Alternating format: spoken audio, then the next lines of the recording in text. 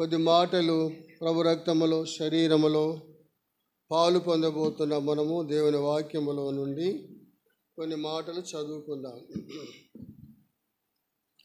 మనం ఎప్పుడు చదివే భాగాన్ని చదువుకుందాం. కొరింథీయులకు రాసిన మొదటి పత్రిక 11వ అధ్యాయము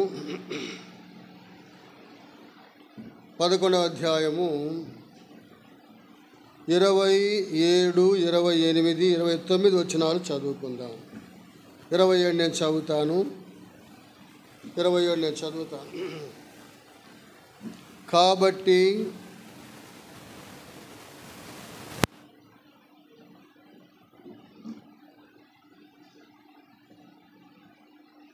ఎవడు అయోగ్యముగా చదవండి. ఒకరు లైట్ ఆపుతాం.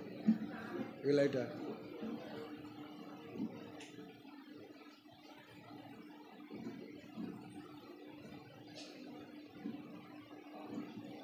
కాబట్టి ఎవడు అయోగ్యముగా ప్రభు యొక్క రొట్టెను తినును, లేక ఆయన పాతలోని త్రాగును, వాడు ప్రభు యొక్క శరీరము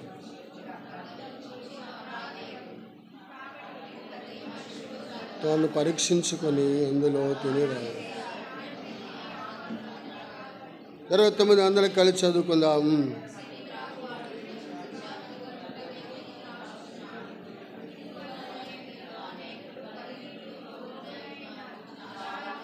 నిద్రించుచున్నారు.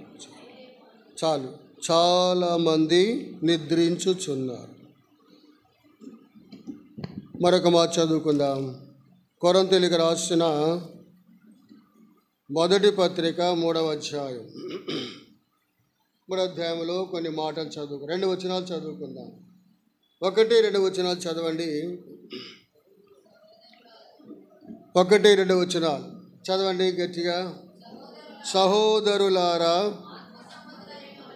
ఆత్మ సంబంధులైన మనుషులతో మాట్లాడినట్లు నేను మీతో మాట్లాడలేకపోతిని. శరీర సంబంధులైన మనుషులేయని, క్రీస్తునందు పసిబిడ్డలేనని మీతో మాట్లాడుచున్నాను. ప్రార్థన చేసుకుందాం. ప్రేమగల తండ్రి, పరిశుద్ధుడు అయిన దేవా, యేసు క్రీస్తు ప్రభా, మీకు వందనాలు చెల్లిస్తున్నాము.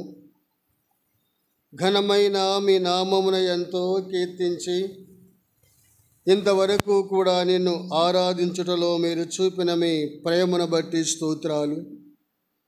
ఆరాధన కొరకే మీరు ఇచ్చినటువంటి వాక్య భాగములో కూడా దేవా, మీరు మాట్లాడుతూ వచ్చినటువంటి విలువైన మాటల కొరకు స్తుతిస్తున్నాం.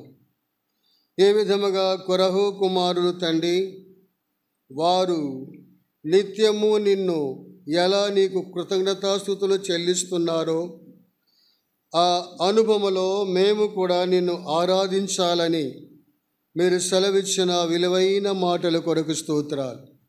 వారు శత్రువు చేతిలో నుండి విడిపించబడ్డారు. వారు గొప్ప రక్షణను బట్టి వారు విడిపించబడ్డారు. అందుకొరకే వారు నిత్యము కూడా నీకు కృతజ్ఞతాస్తుతులు చెల్లిస్తున్నారు.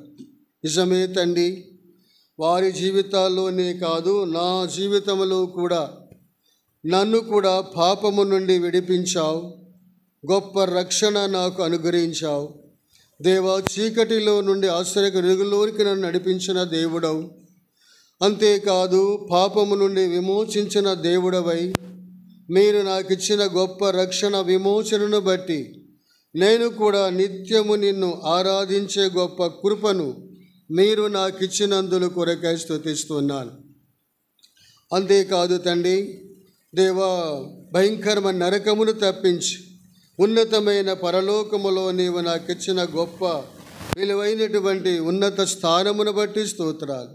ఇంత ఘనమైన కార్యము చేసిన దేవా, నేను కూడా నీ ప్రజల మధ్యలో నిన్ను ఎంతో స్తుతించి నేను ఎంతో ఆరాధిస్తున్నాను తండ్రి. సమయంలో నీ పిల్లలమ్మగా చేరి కొంత సమయం అమూల్యమైన నీ వాక్యము చేత మీ రక్తములో శరీరములో పాలు పొందబోతున్న మేము ఎలా నీకు యోగ్యమైన రీతిలో పాలు పొందాలో మీరు నీ వాక్యము చేత మాట్లాడండి ప్రభా. కొరింథీయులకు రాసిన మొదటి పత్రిక 3వ అధ్యాయంలో కొన్ని తలంపులు మీరు మాకు అనుగ్రహించమని నీ సహాయమును కోరుతూ దాసుడను నీ ఆత్మతో నింపి బలపరచండి. దేవా, నీ దృష్టితో నింపమని ప్రార్థిస్తూ శత్రువుకి ఎక్కడ కూడా లేశమైన స్థానము లేకుండా చేసి మహిమ కలిగించుకోమని ప్రభువును రక్షకుడైన యేసుక్రీస్తు వారి శ్రేష్టమైన ఘనమైన నామములో హృదయమారా స్తుతించి ప్రార్థించి వేడుచున్నాము తండ్రి, ఆమేన్. కొరింథీయులకు రాసిన పత్రికలో మరి పౌలు గారు అంటున్నారు, ప్రతి మనిషి తనను తాను పరీక్షించుకొని ఆయన రక్తములో శరీరములో పాలు పొందాలి అని మాట్లాడుతూ వచ్చారు. కాబట్టి మనం పరలోకములో మనము చేరటానికి ప్రభు రాకడ సమీపంగా ఉన్న దినాలలో ప్రభు రక్తములో శరీరములో పాలు పొందబోతున్న మనము నిత్యము కూడా ఆయనతోనే ఆయన వలె ఉండాలని మరి పౌలు గారు మాట్లాడుతూ వచ్చాడు. మరొక భాగం చూస్తూ వచ్చాం. 3వ అధ్యాయములో మాట్లాడుతున్నాడు. చదువుకుందాం. 3వ అధ్యాయము 1వ వచనములోని సహోదరులారా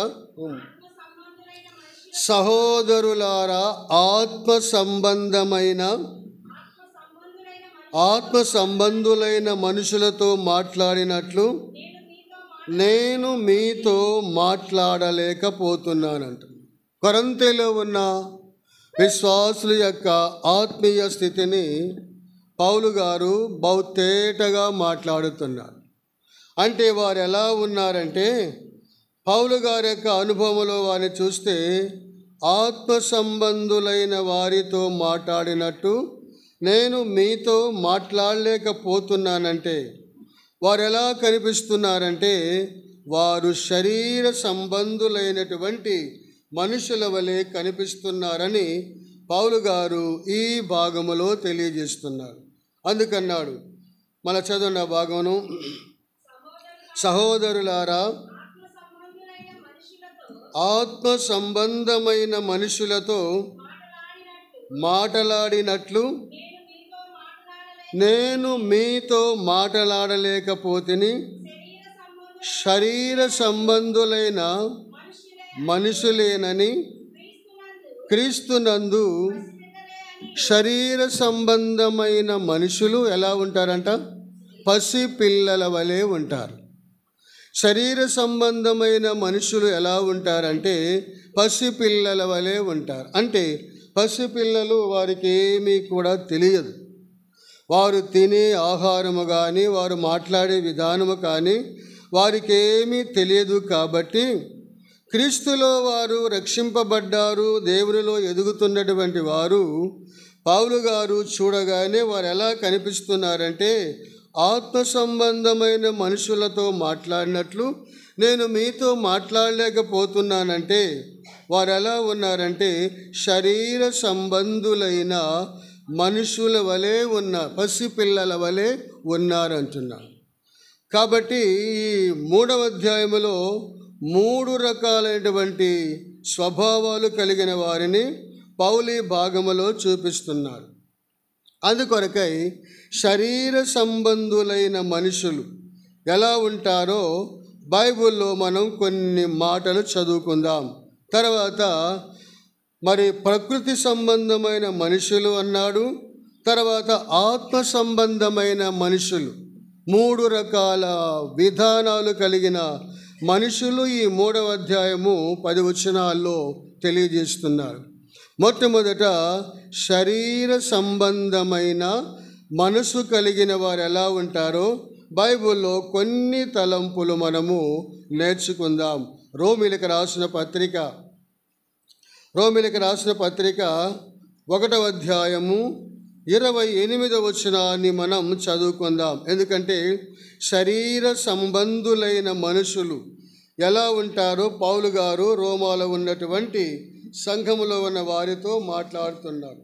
28వ వచనం చదువుకుందాం. చూడండి అందరు బైబిల్లో.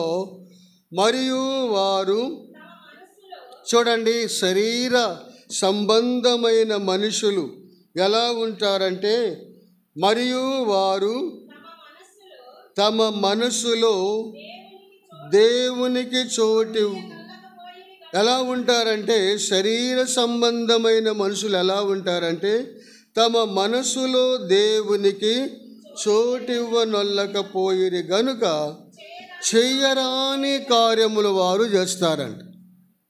అంటే వీరు కూడా విశ్వాసులే. కొరింథీ సంఘములో వారు కూడా దేవుని యందు విశ్వాసం ఉంచిన వారే, ప్రభు రక్తములో కడుగబడిన వారు ఏ విధంగా ఉంటున్నారంటే, శరీర సంబంధమైన మనుషులు వారంట తమ మనసులో దేవునికి చోటు ఇవ్వలేదట.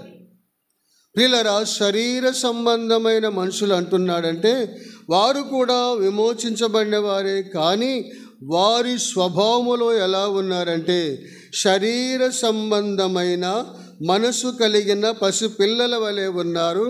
అయితే వారు స్వభావం ఏంటంటే, వారు తమ మనసులో దేవునికి చోటివ్వనొల్లకపోయిరి గనుక చెయ్యరాని కార్యములు వారు చేస్తున్నారని కదా.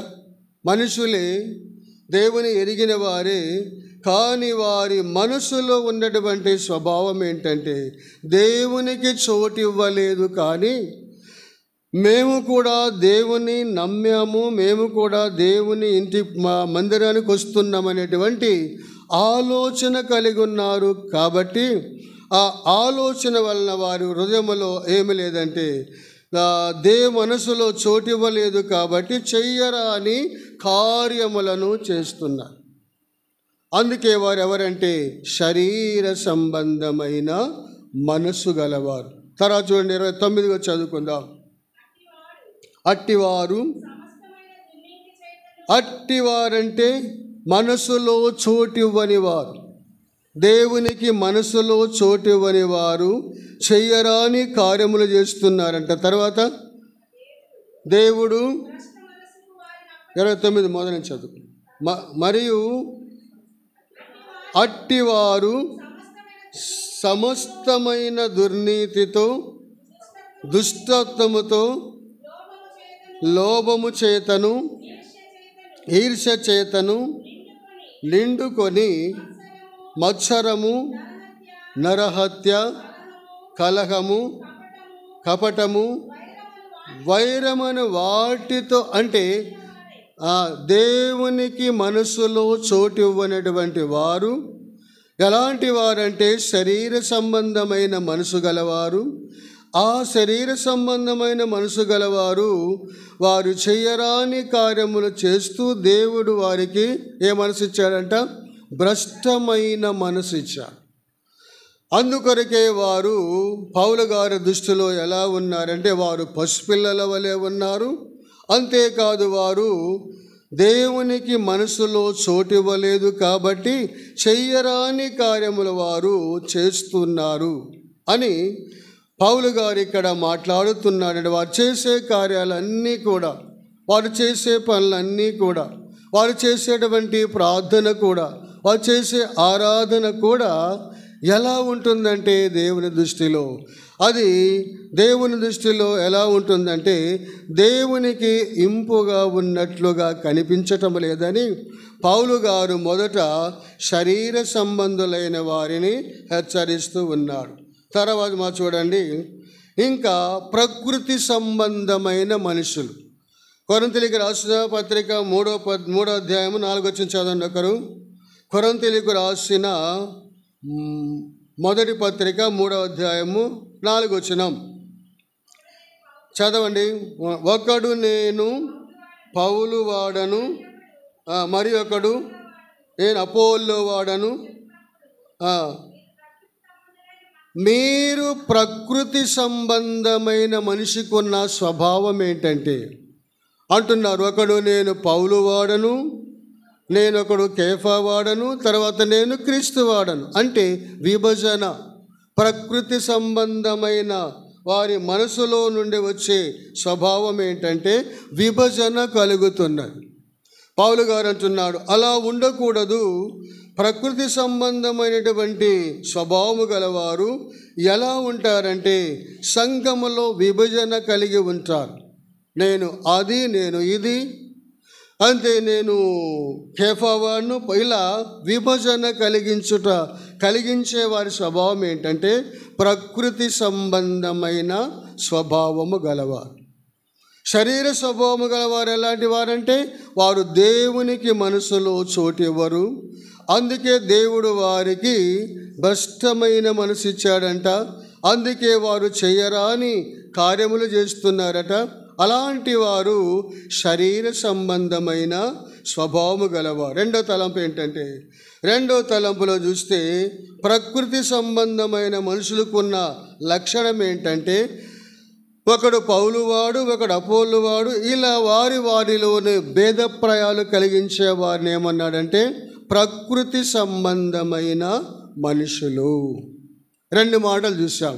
మూడో తలంపు చూడండి, ఆత్మ సంబంధమైన మనుషుల గురించి కూడా పౌలు గారు ఈ భాగములో మనకు తెలియజేస్తున్నారు. చూడండి, ఆత్మ సంబంధమైన 2వ అధ్యాయంలో మనం కింద చదువుకుంటే 14వ వచనములో చదవండి. ఒకరు ప్రకృతి సంబంధమైన మనుషుడు 13 చదువుదాం. 13 చదవండి. మనుషు జ్ఞానము,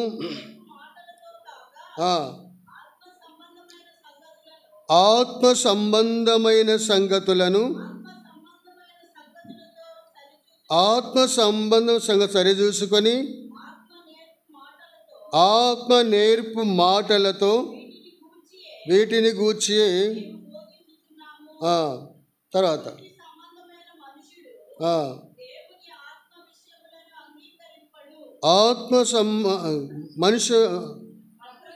ప్రకృతి సంబంధ మనుషుడు ఆత్మ సంబంధ మనుషులు అంగీకరించాడు. తర్వాత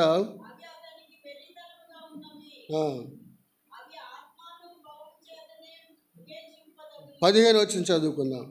ఆత్మ సంబంధమైన వాడు అన్నిటినీ గ్రహించును కానీ అతడెవని చేతనైనను విమేచింపబడడు.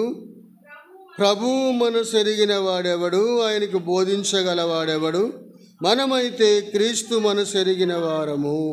కనుక ప్రియులారా, ఆత్మ సంబంధమైనటువంటి స్వభావము గలవాడు ఆత్మ సంబంధమైనటువంటి విషయాలనే గ్రహిస్తాడు, ఆత్మ సంబంధమైన మాటలే పలుకుతాడు, ఆత్మ సంబంధమైనటువంటి సంగతులే తాను మాట్లాడుతాడు. కానీ వేరే మాటలు వాని నోట రావని పౌలు గారి 3 సందర్భాల్లో చెబుతున్నాడు. ఒకటి శరీర సంబంధమైన మనుషులు, రెండవది ప్రకృతి సంబంధమైన మనుషులు, మూడవది ఆత్మ సంబంధమైన మనుషులు.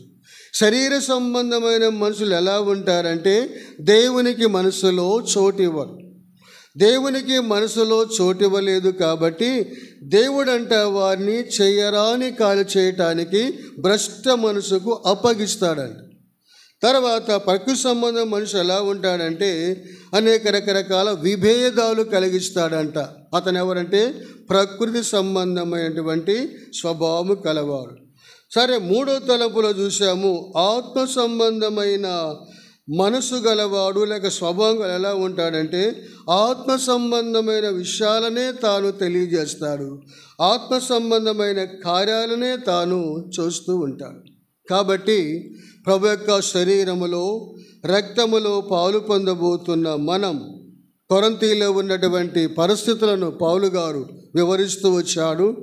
ఈ 3 స్వభావాల్లో మనం ఎలా ఉంటున్నాం, మనం ఏ రీతిగా ఉంటున్నాం, మన తలంపులు, మన క్రియలు, మన మాటలే మనకు తెలియజేస్తూ ఉంటాయి. ప్రకృతి సంబంధమైన మన యోచన గలవారి వలె ఉంటున్నామా, లేక ఆత్మ సంబంధమైనటువంటి మనసు గలవారమై ఉంటున్నామా, లేక శరీర సంబంధమైన మనసు గలవారమై ఉంటున్నామో? ఈ 3 తలంపులతో మన హృదయాన్ని మనం పరిశీలించుకుందాం. ఒకవేళ ఆత్మ సంబంధమైన మనసు గలవారుగా ఉండాలి ప్రభువా, నాలో శరీర స్వభావం ఉంటుంది, నాలో ప్రకృతి సంబంధమైనటువంటి స్వభావం కలిగి ఉంటున్నానయ్యా, క్షమించు. నేను కూడా ఆత్మ సంబంధమైనటువంటి నీ ఆత్మ చేత నింపబడి నీ ఆత్మ పలికిన మాటలే పలకాలి, శరీరముతో కాదు, ప్రకృతి సంబంధిగా కాదు. నన్ను క్షమించు తండ్రిని క్షమాపణ కోరుకుంటూ ప్రభు యొక్క రక్తములో శరీరములో పాలు పొందుడు కొరకై ప్రభు మనకిచ్చిన అవకాశం. ఎందుకనగా ప్రభు రాకడ సమీపంగా ఉన్నటువంటి దినములు కనుక ఇట్టి దినాలలో ప్రభు సన్నిధిలో మనం ఆయనతో నిత్యము సమాధానపడి ఆయన మధ్యాకాశానికి వచ్చి కడబూర ఊదినప్పుడు ఆయనతో కూడా ఎత్తబడాలంటే ఈ 3 తలంపులు మనం పరీక్షించుకుందాం. శరీర స్వభావము గలవారమై ఉన్నామా, లేక ప్రకృతి సంబంధిగా ఉన్నామా, లేక ఆత్మ సంబంధమైన అనుభవంలో ఉంటున్నామా? ఇవి మనము పరీక్షించుకుందాం. మోకరించండి, ఒక్క నిమిషం మౌనంగా మోకరించి మన క్రియలే మనకు తెలుస్తూ ఉంటాయి. ఏ స్వభావము గలవారము, ఎలాంటి స్వభావం ఉన్నదో మన ఆత్మలో మనతో మన మనస్సాక్షి మనతో మాట్లాడుతూ ఉంటారు. మనం చేసే క్రియలు మనతో మాట్లాడుతూ ఉంటారు. ఆత్మ సంబంధి అయిన మనిషి ఆత్మ సంగతులే గ్రహిస్తారు, వేరే మాటలు రావు. శరీర సంబంధి అన్ని విషయాల్లో కూడా తాను నష్టపోతాడు. ఎందుకంటే దేవుని ఆత్మ మనసు వానిలో చోటివ్వలేదు కాబట్టి చేయరాని కార్యాలు చేస్తుంటారు, అనరాని మాటలు అంటూ ఉంటారు. ప్రకృతి సంబంధి అయితే తాను సంఘములో రకరకాల భేదములు కలిగిస్తుంటారు. వీటిలో ఎలా ఉన్నాం?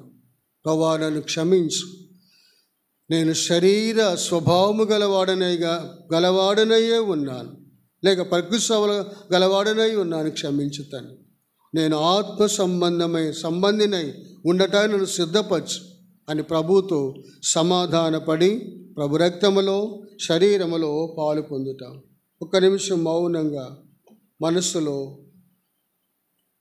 చక్కని తీర్మానం చేసి ప్రభుతో సమాధాన పడదాం.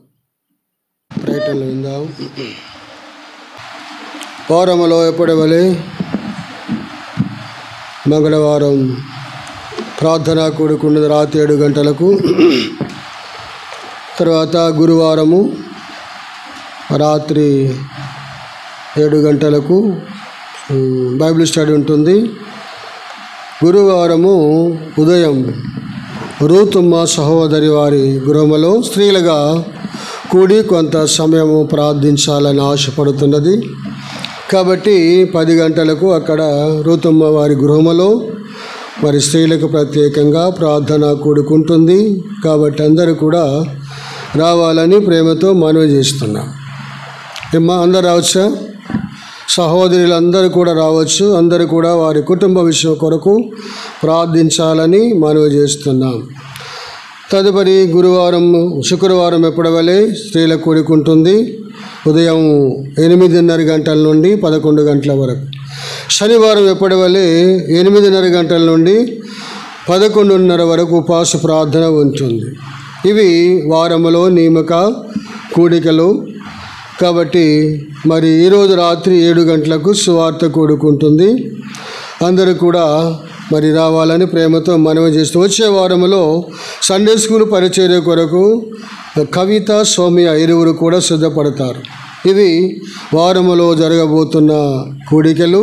ఇవన్నీ కూడా మీరు జ్ఞాపకం మాతో సహకరించాలని ప్రేమతో మీకు మనవి చేస్తున్నాం.